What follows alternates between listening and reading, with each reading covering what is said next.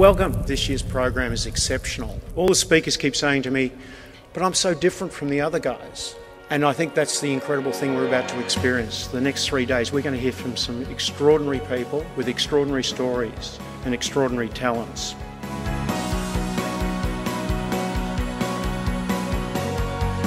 Design is all about the fusion of art, engineering and technology, and taking a seemingly bizarre idea and turning it into something tangible. It's so hard to define design. It's a devoted response to the brief or the context, the environment in which you're working. Design is about the experience of doing things or accomplishing a task. And if design is great, you've done that the most efficient way possible. The potentials of jewellery are heightened when we think about the tiny, tiny scale of nanotechnologies and microelectronics. You might have something you really love already, and then you can kind of almost paint a veneer of technology over the top of that so that you continue to love that thing, but it's also keeping you alive. And being a designer is a very powerful tool to utilize and to actually help change the world in a better way. That's the responsibility of design, to make the world a better place.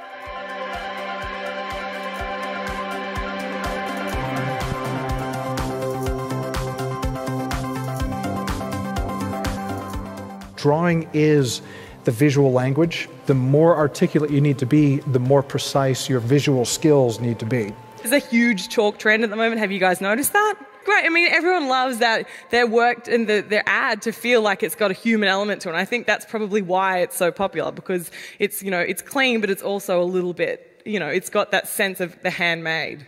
So what is an Arabic typeface? What is modern Arabic typography? Do we go back to the calligraphic styles that we had 200 years ago? Or do we look at how we live today and then we see what is appropriate? What is the function of a typeface? Where is it going to be used? What sort of landscape is it being used in? And then see what we want to design.